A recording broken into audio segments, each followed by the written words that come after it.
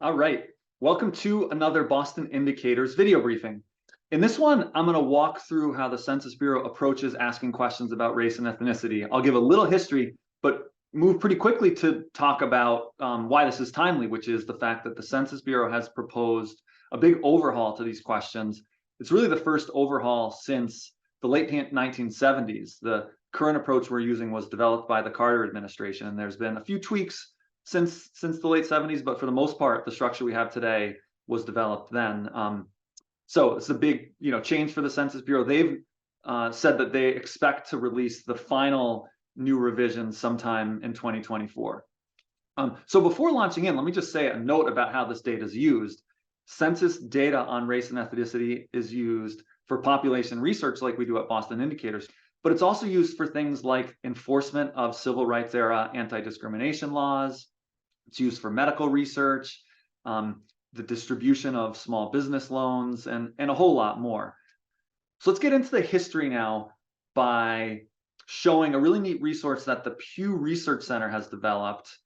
They call it What Census Calls Us. And this is an interactive website where you can go all the way back to the first census in 1790 and see the way the race question was worded. Here's a screenshot on the right.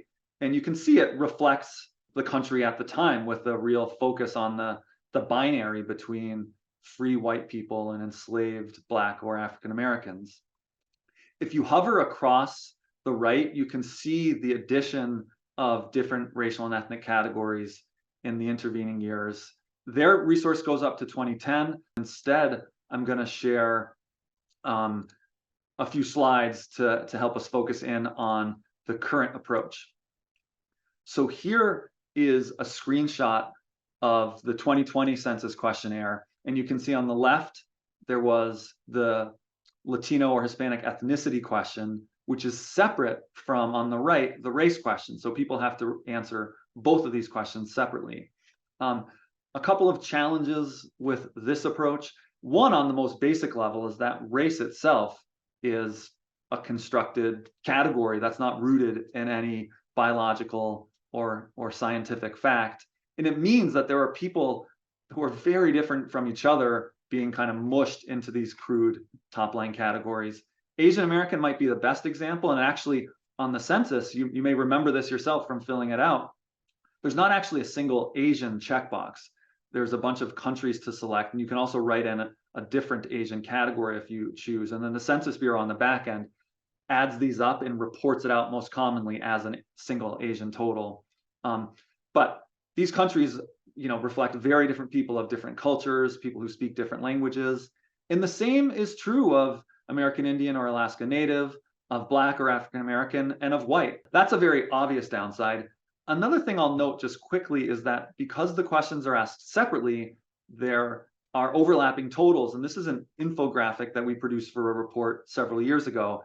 And you can see just visually how vertically we show counts for people who are Latino or not Latino, and then horizontally the race categories.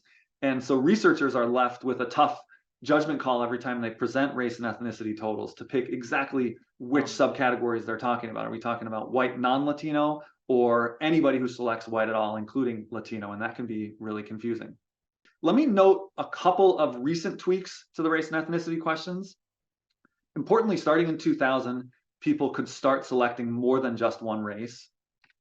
Unfortunately, though, to this very day, people still cannot select more than one Hispanic or Latino ethnicity. So if you have a Hispanic father, say, and a non-Hispanic mother, you're left with this tough choice of having to select just one. Starting in 2020, write-in boxes were expanded to allow for more detail, and it wasn't until 2020 that there were write-in boxes under those two racial categories to provide more detail on country of origin. And then there have been some smaller wording and checkbox changes as well. But that's all a nice preview to focusing now on the big proposed overhaul. So let me do that by just showing a screenshot of what the Census Bureau released earlier this year in January of 2023.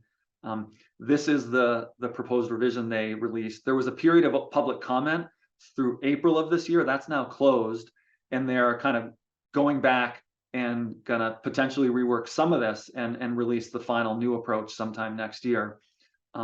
I'll highlight two key changes that this reflects. One is the combining of the race question and the ethnicity question into one. You can see Hispanic or Latino is now just one checkbox among all the others. And then the addition of Middle Eastern or North African as its own distinct category for the first time down below. Let me walk through next what I think of as some real strengths to this new approach and paired with some potential downsides. So the addition of the new MENA category really does provide a new option for people from countries like Iran or Egypt who to date don't feel like they have race selections that reflect their identity. The official guidance as of now is for people from any of these Middle Eastern and North African countries to select white. It would allow for the first time people of mixed Latino or non-Latino lineage to express that on the census form. It treats Latino as a race by sort of including it in parallel with the other racial categories. And this does seem to reflect how many people think of Latino ethnicity, especially in the US context. And they're allowing for greater detail on country of origin under all of these selections. So that's really helpful for researchers like us to get better fine-grained detail under the crude racial categories. Some downsides.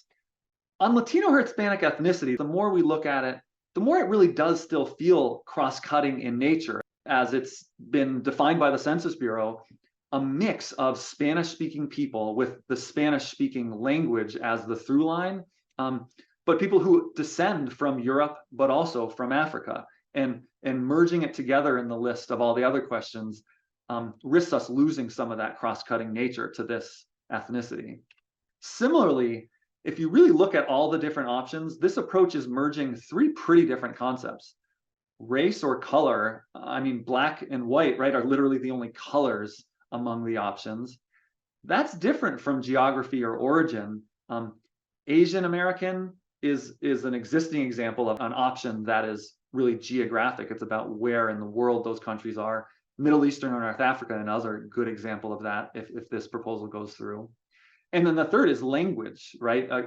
Latino or Hispanic ethnicity, the through line there, as the Census Bureau defines it, is the common Spanish language. Another big downside is that a major use of census data is for informing affirmative action or repair efforts.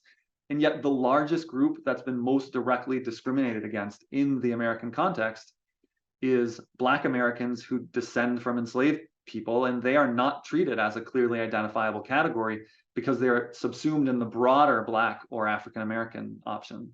And then finally, the checkboxes that are given, and especially the default options under each of the categories, reflect a somewhat narrow view of who fits racial categories. Maybe the best example of this is under white and under Black, the specific countries of origin that people are encouraged to consider selecting. None of those are Spanish speaking. So they're kind of, I think, implicitly discouraging white Americans or Black Americans from selecting Spanish speaking country of origins. I'll end there and just note that these are really tough questions. I really do appreciate that the Census Bureau's considering a big overhaul. We're certainly long overdue because the approach we've got was designed almost 50 years ago now. So it'll be interesting to see where the Census Bureau lands sometime next year. So thanks for making it all the way to the end. Would love to see your comments or reaching out to us at bostonindicators.org. Thanks again.